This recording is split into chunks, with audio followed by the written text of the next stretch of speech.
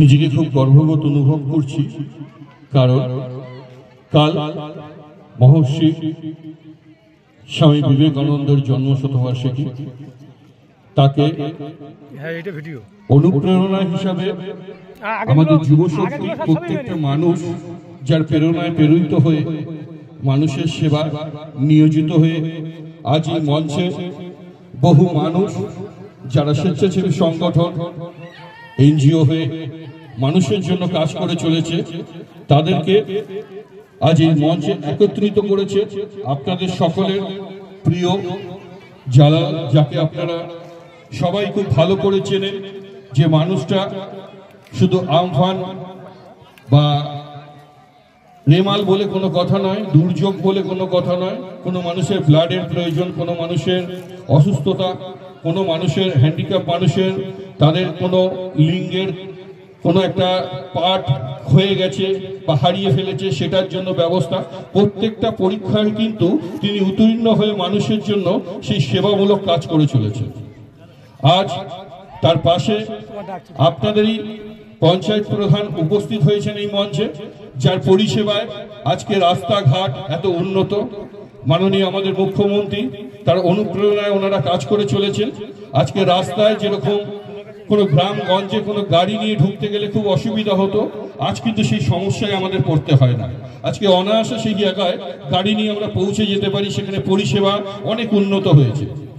পিছিয়ে পড়া মানুষদেরকে যেভাবে আমরা এগিয়ে নিয়ে এসেছি বা এগিয়ে নিয়ে যাওয়ার জন্য কাজ করে চলেছি, সেটা অভূতপূর্ব। সেই ক্ষেত্রে প্রত্যেকটা মানুষকে বলবো, আপনারা সবাই এগিয়ে আসুন, মানুষের পাশে থাকুন, মানুষের জন্য কাজ করুন। আমি দীর্ঘ 28 বছর ধরে মানুষের অধিকারের আন্দোলনের সাথে যুক্ত। আপনি মানুষ হয়ে জন্মেছেন, আপনি ব্যক্তিগতভাবে একটা অধিকার নিয়ে জন্মেছেন। সে অধিকার আপনাকে আপনার সংবিধান দিচ্ছে। আপনি নারী হন, পুরুষ হন বা থার্ড জেন্ডার হন না কেন, আপনি সেই অধিকারে সকলের ক্ষেত্রে সমান। আজকে যে মঞ্চে আমি দাঁড়িয়ে বক্তব্য দিচ্ছি, আমার অধিকার, আপনার অধিকার, এখানে পঞ্চায়েত প্রধান যিনি বসে আছেন তার অধিকার, মাননীয় মুখ্যমন্ত্রীর অধিকার, মাননীয় প্রধানমন্ত্রীর অধিকার, সবার অধিকার কিন্তু এক, আলাদা কোনো কিছু নয়। আমাদের গণতান্ত্রিক অধিকার, ভোটদাতা আমরা একজন, আমরা একটাই ভোট দিতে পারবো। কিন্তু সেই অধিকারগুলো আমাদের থেকে বঞ্চিত হয়, আমাদের থেকে ছিনিয়ে নেওয়া হয়। কারণ কি, সেই অধিকার সম্বন্ধে আমরা জানতে পারি না। সেই ক্ষেত্রে প্রত্যেকটা মানুষকে বলবো, আপনারা অধিকারটা জানুন। আর অধিকার জানতে গেলে যেটা জানতে হবে সেটা হচ্ছে শিক্ষা। শিক্ষাই মানুষের চেতনা ঘটায়, শিক্ষাই মানুষের বিকাশ আনে, শিক্ষাই মানুষকে কোনটা ন্যায় কোনটা অন্যায় বোঝাতে শেখায়। সেই জন্য আপনারা সবাই শিক্ষার আলোকিত হন। আপনাদের এলাকায়, অঞ্চলে যেখানে যেখানে স্কুল আছে, সেই স্কুলে আপনাদের সন্তানদের পাঠান, তাদেরকে এডুকেশনালি স্ট্রং করুন। তারা যদি নিজের শিক্ষায় শিক্ষিত হতে পারে, তারা নিজের পায়ে নিজে দাঁড়াবে, নিজের জন্য কাজ করবে।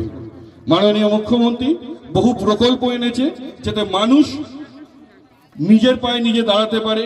কোনো মহিলা বা কোনো মেয়ের যদি বিয়ের ক্ষেত্রে তাদের যে প্রকল্পগুলো, সেই প্রকল্পগুলোকে নিয়ে এসছে, সেই প্রকল্পগুলোকে পেতে গেলে আপনারা সব সময় মাননীয় পঞ্চায়েত প্রধান যিনি রয়েছেন তার সাথে যোগাযোগ করবেন।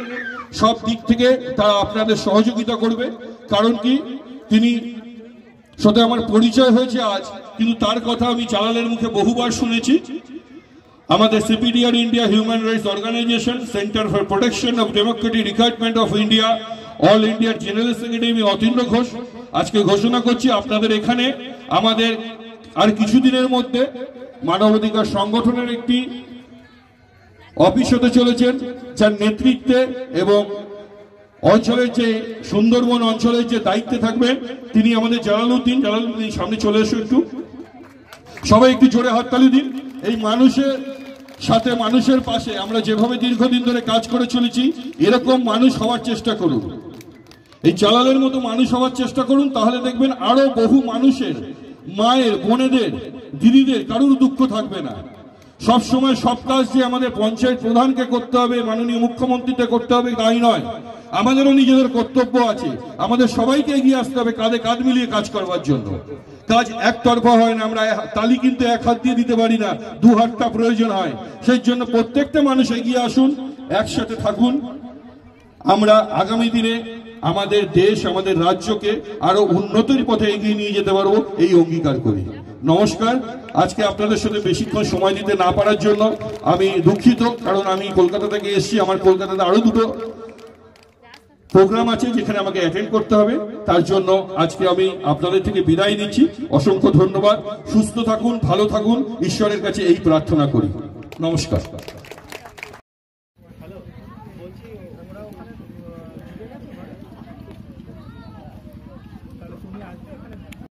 আমাদের মধ্যে পেয়েছি আমাদের অত্যন্ত প্রিয় দাদা ভাই জামিয়া উল আইমা ওয়াল উলামা